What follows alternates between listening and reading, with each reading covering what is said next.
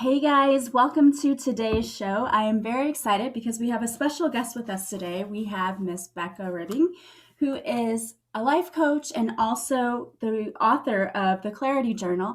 And she's going to be talking to us today about all things healing and feeling better. And I cannot wait to really dive into this. So, welcome to Awaken Your Inner Awesomeness. I am Melissa Oatman, your host from melissaoatman.com. So, welcome to the show today, Becca.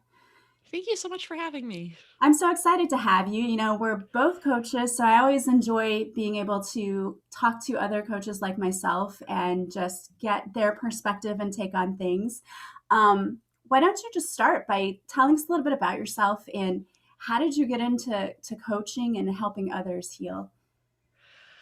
Oh, that's a great question. I've been a coach for a long time. I've been a coach for into it because I think how a lot of coaches end up getting into it. I was at a crossroads myself and I was really um struggling with what to do next. You know, you get out of college, you get on one path, and then you realize the real world is nothing like what your professors told you it was. And so, as I was going back and forth about what to do next, I basically started helping my friends. You know, I was doing all the reading. This was a while ago. So, like, what color is your parachute? Figuring out my Myers Briggs type. I'm trying to think of other books that were popular back in the day. Uh, and I just, as I started gaining more clarity about what I wanted to do, I was also helping my friends with their transitions because, you know, I had a lot of friends in their mid to late 20s who were going through that same thing. What do I want to do next? This wasn't what I meant to end up in. And so as I was doing that, I really realized I was good at helping them.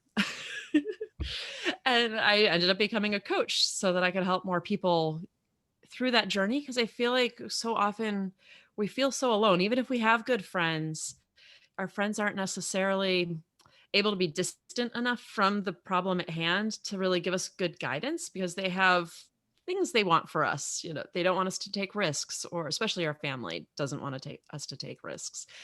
And yeah, so I have never looked back. As soon as I started doing it, it's just been wonderful. I love that. And I love what you said too about friends not always like they want the best for you, but not always giving you the best advice. I always say that. I always tell my clients, you know, your friends don't have to live with the consequences of your action. So it's always best Right. to like listen to your own intuition and then to get guidance on that. I love that. So you also have the Clarity Journal, which is what you wrote. So tell us a little bit about what that is and how does that help people? So the Clarity Journal, it came about when I was about 4 years ago. I had just had a baby and I was really struggling with where I wanted to go next in my career. And, you know, doing that hemming and hawing thing with friends again, I realized, well, I didn't realize one of my friends was like, you need to stop for a second, Becca. You're the career coach. You're the one who deals with like all of these life purpose issues. What would you tell yourself? And that's a great question and a really annoying question. Thank you. And so I just went down and journaled that afternoon. First journaled all of the questions I've asked my clients to help them gain clarity. And as I was doing that, then I started actually answering the questions I came up with. And I realized I'd really hit on something. A lot of times when we're coaching, the big thing in coaching is those questions that make you stop and pause and really think about a problem in a different light. And so I ran with it. It took me a little longer. First book always takes the longest, right? It took me a little longer than I meant, but it's out and it's really, I feel like, helpful for that energy, people that are stuck in that energy of not really fully committing to one thing or another. Oh, I feel like that is so many people out there. A lot of clients that I see or people that I work with, it's like the first thing I'll say is your energy is all over the place. You need to focus on something. And I feel like a lot of people get into that rut where we want to start one project and then we go over here and we start another, and then we never end up circling back and finishing the one thing that we started. So I feel like that's a big problem for a lot of people. So I love that you have a tool out there to help people really get clear on, okay, where do I need to focus my attention? Because I feel like that's a big problem for a lot of people. And I think part of that problem really is that, nothing's ever 100% perfect. And so if you're in the middle of making that decision, part of it is being okay with the fact that you have two decisions that are both 80% perfect. You know what I mean? Yeah, yeah. I think a lot of people get stuck in that one track like perfectionism, and I think it's just a form of fear rearing its ugly head. And you're never going to be completely perfect. I don't think that's even a thing. And I Right. think everything is perfection in itself anyway. Like the universe is perfect, so we don't need to worry about striving for that, I think. But a lot of people get stuck focusing on that one piece, I think. Like, oh, this has to be the best, or I have to have everything before I get started. Yeah, I think also you really hit on it. I think it's fear.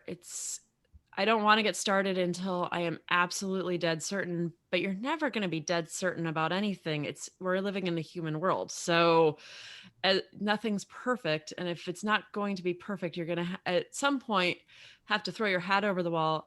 And some people, when you were talking about how some people start projects and then don't finish them, I think that's the other thing that I'm really trying to head off is like if you can hit that clarity with also a deep understanding of this isn't perfect and I understand what its imperfections are, I think it makes it easier to move forward strongly versus that energy where it's like, I'm going to make this perfect. Oh, I can't make this perfect. I'm going to make this perfect. Oh, I can't make that perfect either. You know what I mean? Yeah, absolutely.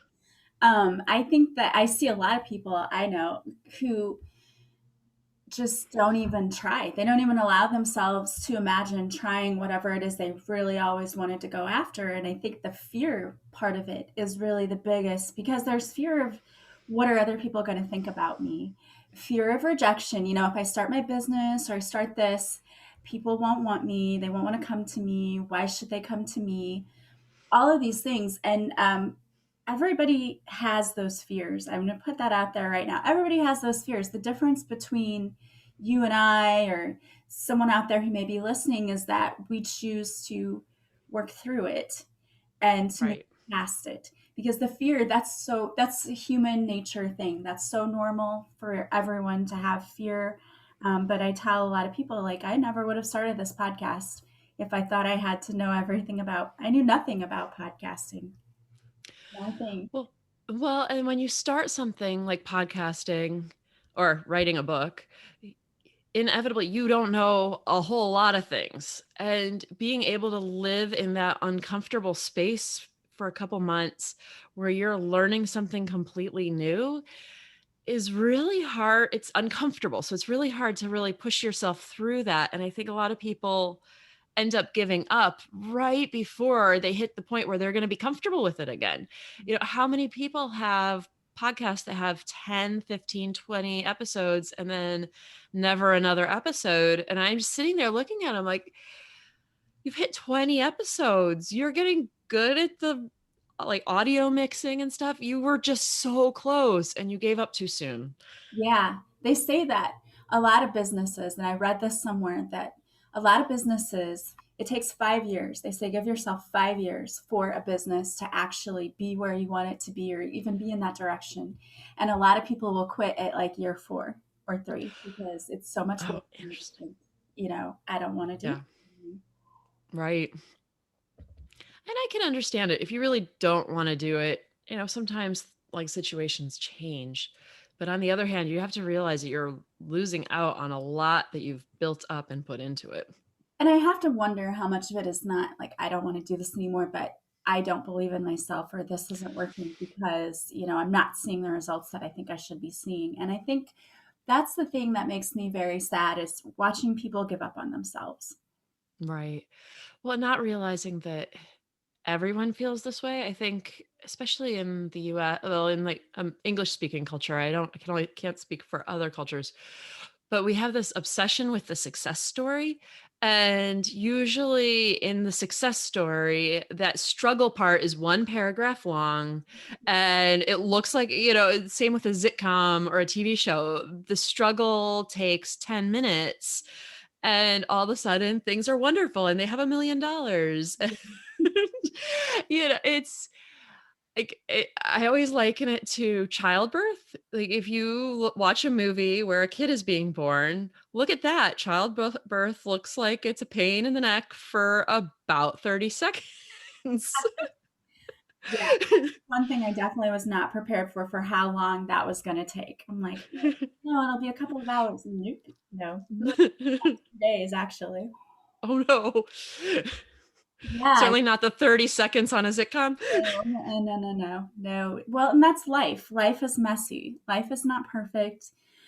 We have to get over this idea that somehow we have to show up and be perfect, and we're not. And you're never going to be all the time, and that's okay. Just showing up, I think, is the main thing. Just show up. When you, Well, and feeling good about showing up. yeah, Like there are things in the journey that you can feel good about, even if it's not the success story yet. And I think yeah. I mean, there that's are us. people who need you. People they Right. need it. Your energy is needed, and you show up.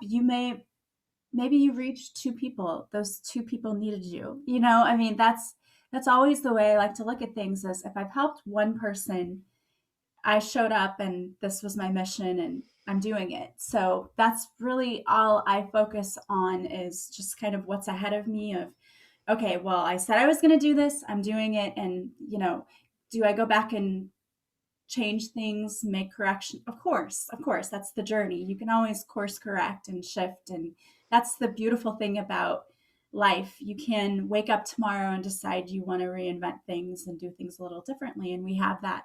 We're lucky enough, I think we have the opportunity that we can. And that's what I love about the journaling thing, because I think that journaling is such an awesome tool to really figure out, okay, what's going on in me, what's keeping me Right. stuck, what do I need to work on to get past that wall of fear. Right. And I think that it a key part of that is being on like really honest with yourself. And some people are almost too honest. Like all they do is journal about the negative. And some people are too airy fairy, like, oh, everything's great, everything's great, everything's great. Meanwhile, things are crashing down around them. That like centered honesty where you can look at a problem in its entirety, I think is really important for helping yourself be able to shift out of the problem without just exploding everything, without just leaving the project behind. It helps you really come up with ideas for how you could shift it gently and easily and be more in alignment with yourself. And I love that there are always people and tools at your fingertips too, if you don't have the answers. I mean, we are in a Google it society where everything is figure outable, as Right. Marie Forleo always says. That it's true though, like you can figure things out if you can't do it by yourself. There are wonderful coaches out there who help people, and that's, I mean, I personally have worked with a couple of coaches, and they've been so super helpful, because when I couldn't get past that blockage, like I don't know what I'm doing wrong, you go to them and you're like, help me, I don't know what I'm doing wrong, and they just look at you and they're like, you're doing this and this, and these are the things you need to fix. And it's like you said earlier, you're too close to the problem, sometimes you can't figure it out, like, why am I stuck? Or you're in a different space in the learning process. I think sometimes that Googleable age can hurt us too because we feel like we should be able to figure this out. I should be able to Google this and come up with the answer. Whereas that's dismissing the experience other people have built up and might be able to, like, yes, you could probably figure it out yourself if you went and watched 100 hours of YouTube videos, Right. but you could hire a coach or you could hire, a mentor in that space or just reach out to mentors and they'll be able to take one look at it and be like, here's what you're doing wrong. I'm going to save you that 100 hours. Yeah. Oh my gosh, it does. It saves you the time, the frustration. And I mean, yes, the tools are out there, but you have to know which tools you need. And for Right. many of us, we don't even know where to start. We're like, okay, I'll start doing this. And I feel like a lot of people do that. They get on this self development journey and they Mhm. want to improve themselves in every area of their lives. And they get so far and they think, I'm doing so well. And then they hit a wall and they get Right. stuck because there's only, in my opinion, there's only so much you can do by yourself. I agree. You definitely need somebody to help you reflect back. And that's one of the things that like you alluded to earlier. Like sometimes your friends are not helpful. Sometimes they're too positive. Sometimes they're not, sometimes they're too negative. Sometimes they just want you to play safe. If you're really good at this and filtering through, you could use your friends, but it's just so much filtering what they're telling you through your own like through your own experience with them. Like, where does this person lean? Where does, this person is encouraging me to start up a business. Well, they've never had a job in their life. Like, you Yeah, know, I it's agree with you so much on that too. I mean, I have to say, like, I personally had an experience one time where I'm sharing to my family, like, this happened. They're like, Mother Bear, oh, well, that person is completely wrong and you're right.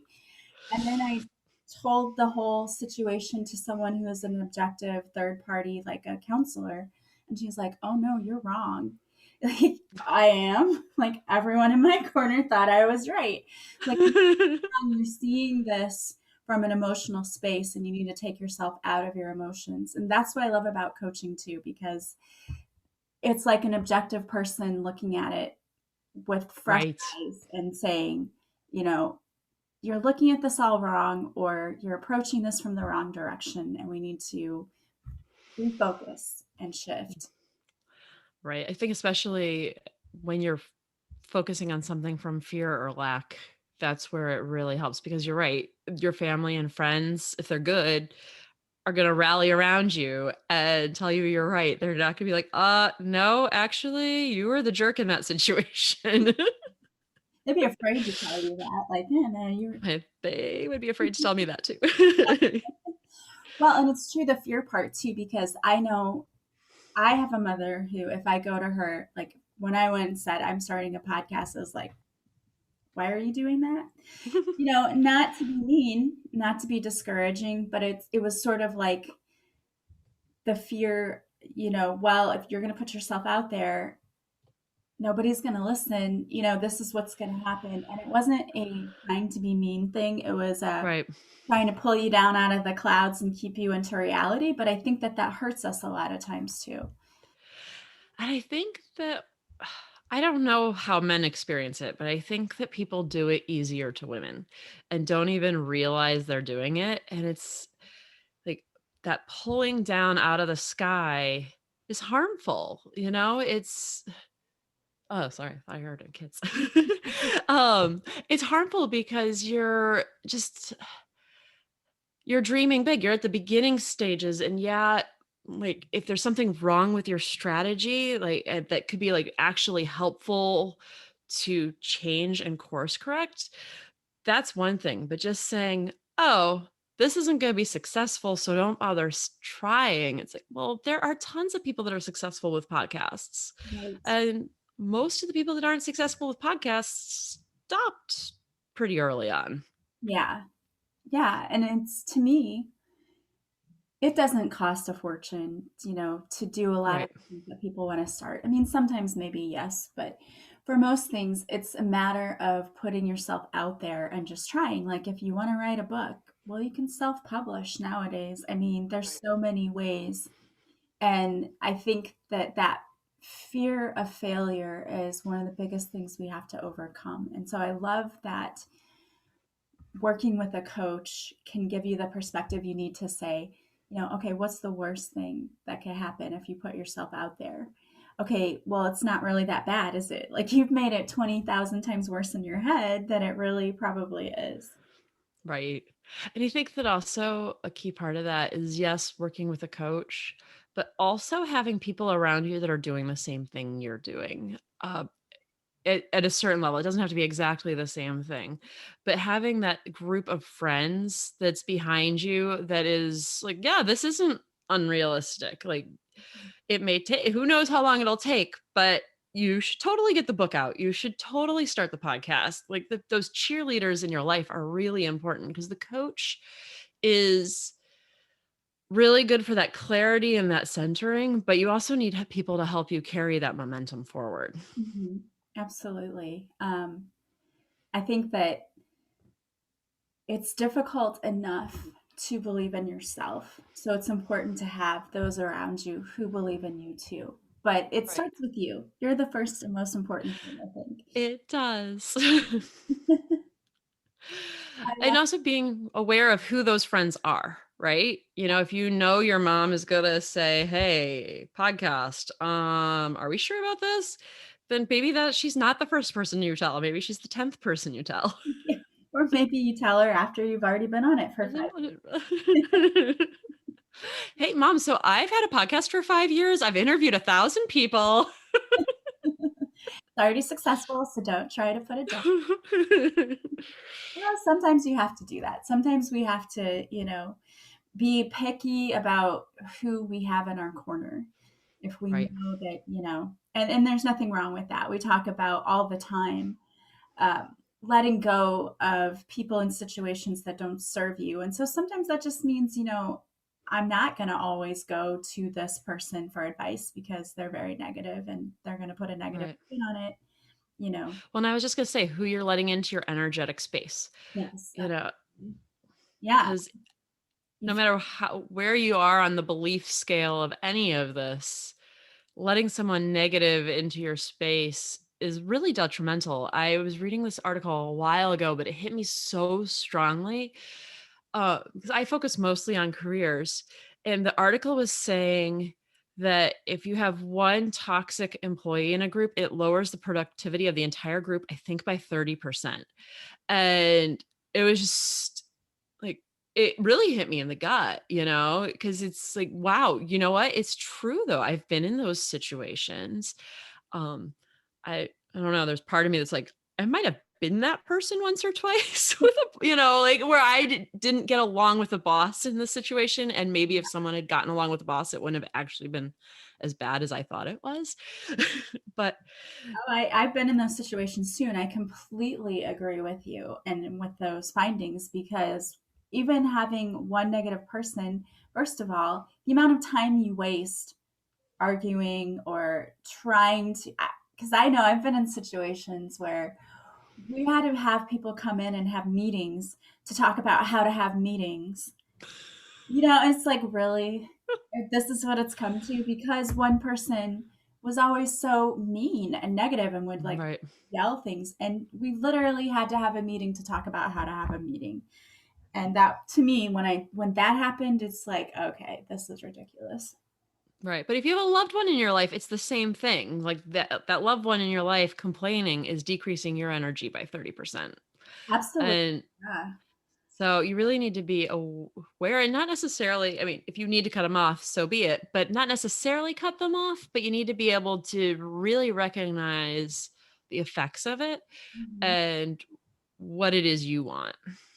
Yeah, I mean, there are ways you can protect your energy by just saying, like, I'm only going to be around this person as much as I have to be. Or, Right. I've said to people before, if you're going to keep complaining, I'm going to leave. Like, I've said that. And it's not easy to say, but sometimes you have to, because to me, a lot of people don't even realize how negative they're being until you Right. point that out. Not saying you have to be Susie Sunshine all the time, but a lot of people are negative, not even realizing that they're being negative. They're just Right. Well, in that way of. I think Mhm. Yeah, I was gonna say, I think a lot of people fall into that. Like if something's not going in well in their life and they're noodling on that, it ends up coming out in so many different streams of their conversation. And it's just, sometimes I think the best thing you can do is remind them, right? Like it's like, okay, you are complaining a lot. Is your life really this bad? Or do you realize, you create a lot of your own reality with what you say Right. and what you think. So if you're constantly complaining, it's like you're speaking more of that into being. Right. And that just kind of perpetuates the cycle. When you see more negative things, you're going to see more negative things because that's what your focus is on. But if you can shift it to seeing the blessings in your life or seeing the good things that are there, then you start to notice those things more often. And just naturally, there's a shift in how you're seeing things, I think. Right. Well, I think I don't know, because sometimes I go back and forth about whether I believe in law of attraction, but I really see it like whether I believe it's, quantum mechanics or whether I believe that it's just psychology, because I run into this all the time. I do focus mostly on career. So I get a fair number of people who are simply doing job changes. And the ones that have the best energy get the jobs the fastest and they get better jobs. And is that about energy, or is that simply because they interview better?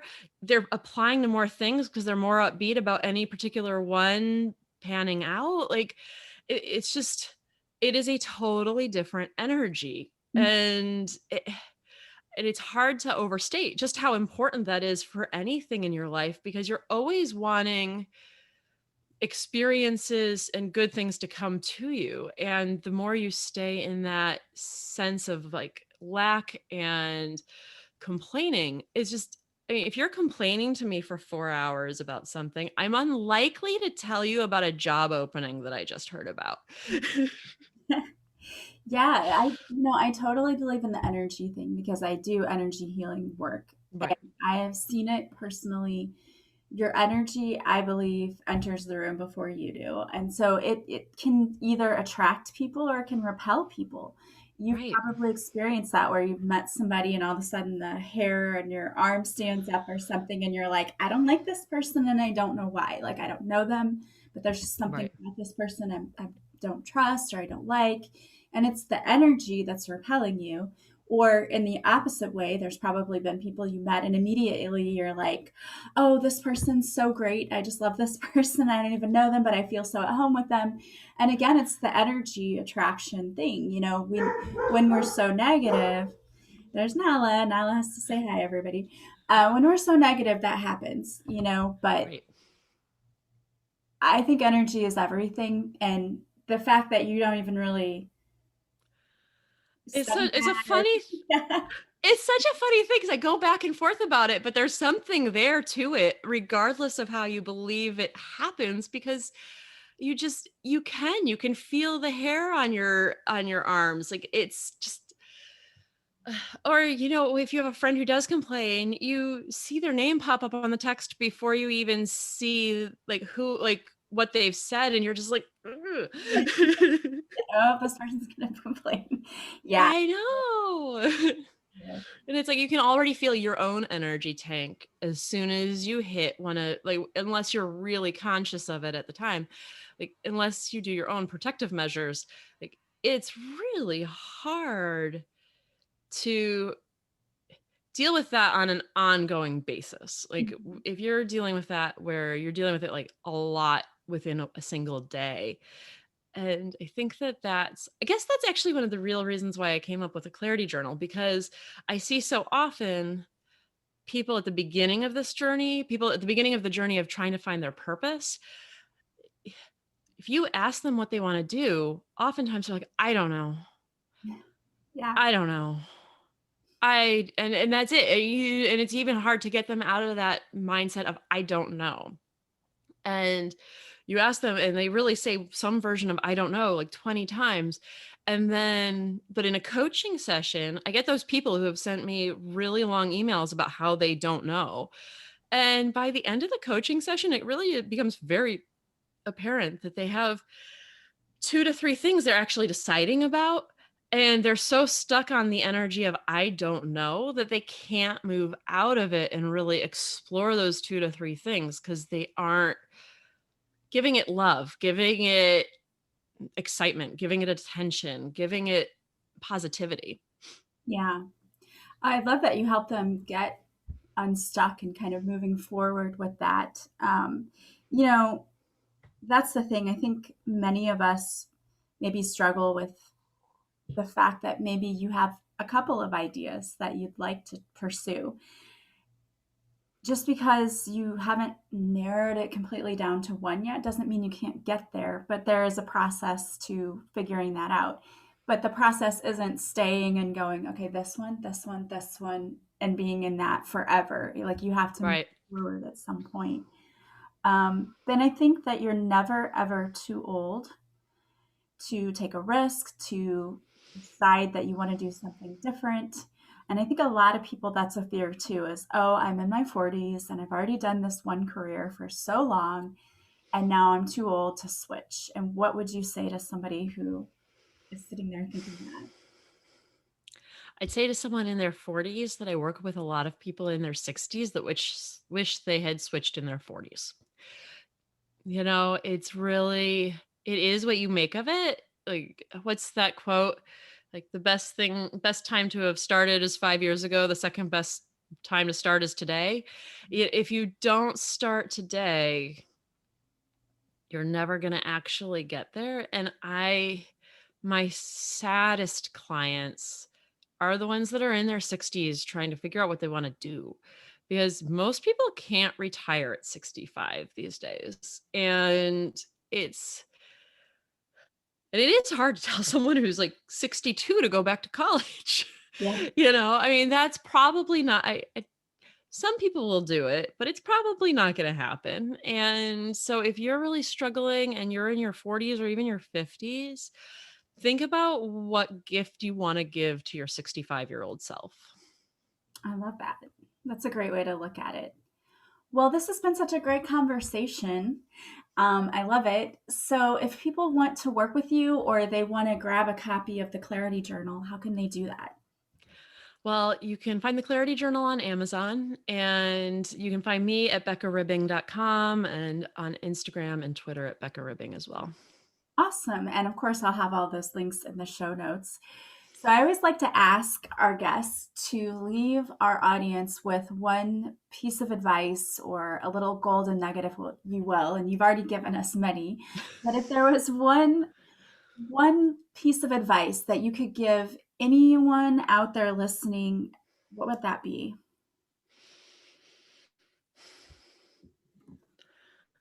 To recognize when you're afraid of your dreams, and to recognize that for what it is and not let it stop you. Love it. Love it. Love it. Love it. Well, thank you so much. And I want to encourage all of you out there listening, don't be afraid of going after your dreams, and don't be afraid of changing just because you've done something for so long. If it's making you miserable, you don't want that to be your legacy, is that I hated going to work every day or I hated this part of my life. It's never too late to change. You can wake up tomorrow and your life can be completely different if you choose to make it completely different. So think about that. Thank you, Becca, so much for being here with us. Thank you for having me. And I want to thank all of you for being here with us today as well. As always, if you like this podcast, please subscribe. Please leave a positive review from wherever you're listening. And of course, the greatest compliment you can pay me is to share my podcast with those you think might also enjoy it. If you want to follow me on social media, I go live Mondays at 6:30 Central on Facebook, where I do a free card reading. If you show up for the live, I'll pull a card especially for you. And if you want to work with me, you can go to my website, melissaopen.com. There you'll see all the services I offer. There are a lot of things from online courses to working one-on-one with me. You can purchase directly from my website and then contact me to schedule, or you can just book a free discovery call with me if you want to work with me, but you're not really sure what you need. All right, guys, I hope that you are having a beautiful day from wherever you're listening. And as always, I am sending you so much love and light. I will talk to you soon. Bye, guys.